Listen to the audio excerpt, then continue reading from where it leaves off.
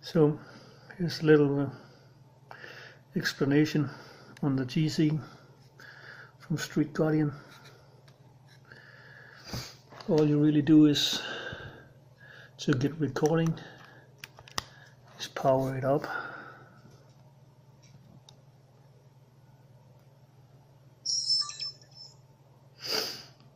But of course, if you don't have any memory card inserted, it won't.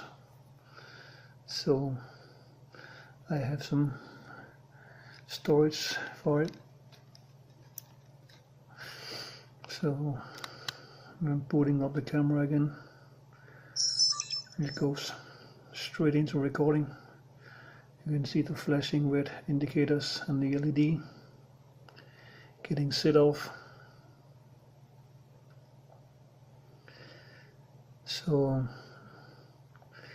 it's pretty simple. If you want to enable or disable audio recording, just press the microphone and you can see the little indicator. Microphone is muted and microphone is back on. So and if you press the record button, it either stop or start a recording. The big round button in the middle, that's for select and manual event file creation. And then to get into the menus, you press the menu button and you have the power on off button. So the menus, pretty simple. Resolution, there's only one. Quality, default is high.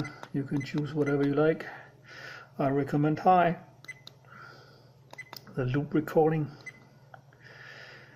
I think the most people use 3 minutes. You have 1, 3 and 5 minutes segments. And the wide dynamic range, default is on. You want that. The exposure value, default is 0. If you have tinted windows, you might want to experiment increasing this value, but it's 0 as a default. You can move up and down and press the select button on whatever value you want. The metering, I have it set to full frame, that's the default. You can also go sensor weight or low cut. This is for the light metering of the camera. And then the contrast, you can mess with too. Default is 0. I recommend you leave it there. The motion detection, I don't use it, so it's set to off. I think it's on default, but I have it set to off. And then the sensitivity, for motion detection you can adjust. And motion timeout, this is how long the camera keeps recording after the motion that triggered a motion detect recording has stopped. It's 1, 2 and 3 minutes. You can select, and you have the record audio on off. You can use the button too outside of the menus.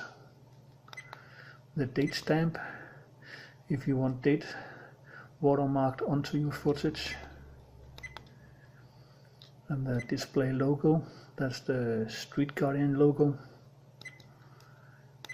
And GPS, if you want GPS to be used or not, you can set it to off, or just don't plug in the GPS antenna.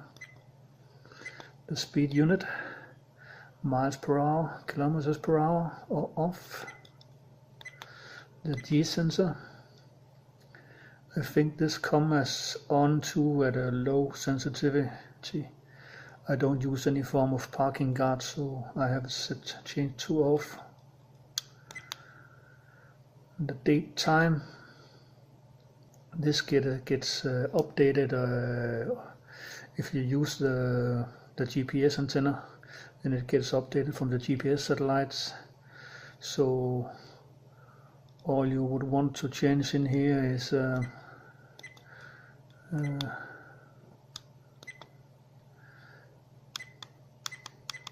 is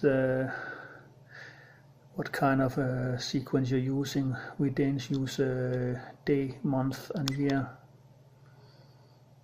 So the time and date should come from the satellite, or you can change it manually if you want to, using the two buttons.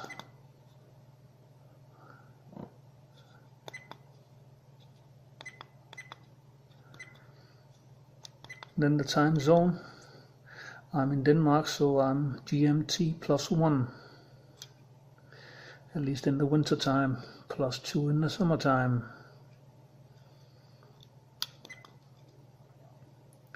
And the boot delay, you want this to one of the highest settings if you are driving a diesel car. Sometimes that can create a little havoc with the startup procedure of the camera, so giving it a high boot delay will give your diesel car a chance to do its thing before the camera goes live. And the auto restart, I think this is for if the camera encounters a problem, and it will try to reboot itself after 1 minute. And I think that's the default setting. Then you have the beep sounds for the buttons, as you can hear. There's a whole slew of languages. None of them Danish, but I'm English. I'll pretend to be. The TV mode. I'm actually living in a PAL country, but I'm using NTSC. The frequency. That's for the frequency you have on your sockets in the wall. Over here in Denmark we use 50 Hz. Americans use 60 Hz, I believe. Then you have the screensaver. This is the timeout time for the screen. So I have it set to 3 minutes. So after I start my car and go on a drive, the screen is live for 3 minutes and then goes black.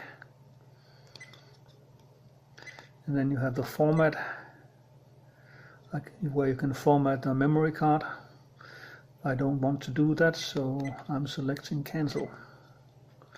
The default setting, that's resetting all the menus to the default values. So just use that if you have messed something up and want to start over on a clean slate. The car number, I can't remember, I think it's 7 or 9 digits. You can use numbers or letters or numbers for your license plate or your phone number or your wife's password to something if you want to expose her. And then you have the version. This is the current firmware I'm using. So you can always go into there and see if you have the newest firmware. And updating the firmware is pretty easy.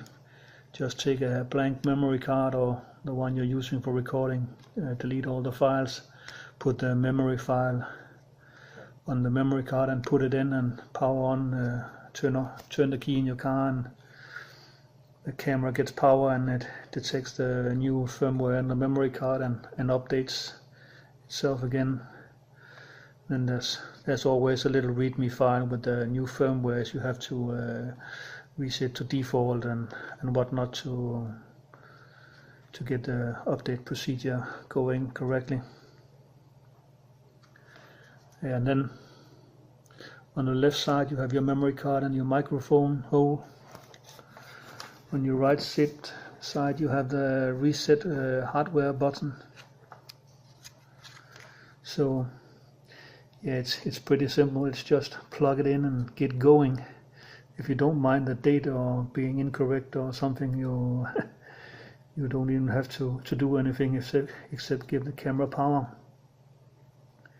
The only real thing, big thing, at least for me, is when you install it on the windscreen, make sure it's not slanted to one of the sides, because there's no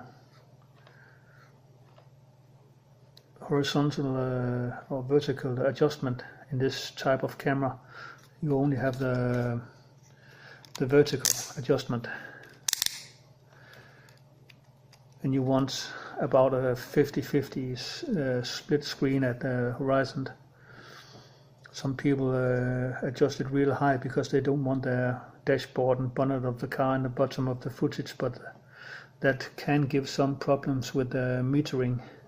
So the road surface will appear more dark because it's mostly sky in the picture, and that will make the camera adjust itself according to the bright sky. So, but with this camera and the sensor it uses, you can easily do with a 50-50 split on the horizon. And yeah, as I said, if you want to stop a recording, just hit the record button, and you can see the flashing dot on the screen, and the LED stops. Start a recording, they get going again.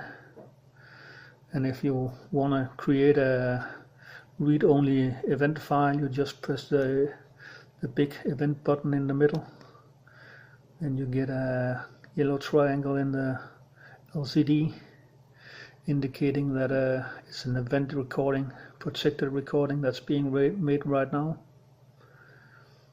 So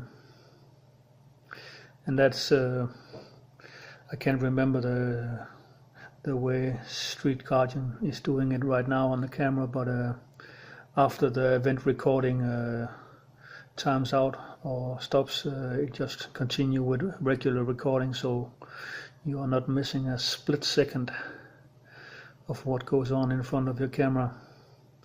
It's just that this event file, while it's on creating that, is a read-only file, so in the recycling of the files in the memory card, the read-only files will not be deleted. You can only delete those manually on your computer or by formatting the entire memory card in the camera. So there you have it, pretty simple. Be careful installing it on your windscreen. Make sure your GPS mouse antenna is in the correct hole, the middle one, and seat it properly all the way down. And then it's just fire and forget, or almost. It's still a good thing to have a look at your memory card once in a while to make sure there's no broken files and everything is recording and displaying fine. It takes me, I do it once in a while. This is a 128 gigabyte card. It takes me about 5-10 minutes to quickly skim through all of the files, and there's a lot of them. Mostly I focus on the last files recorded. If the camera is starting to get dodgy, it's my firm belief that most often it's those last files in the recording session that may be unable to be read or something like that. But you don't have to inspect all the files. Just check it that they launch and can play on whatever player you are using on your computer to view the footage. I will make a short video in a while recording the screen of my computer, so you can see how the content of the memory card looks, and what I'm using for playback on my computer. So, but nothing to be scared about. Just get it installed, give it some power, and you're good to go.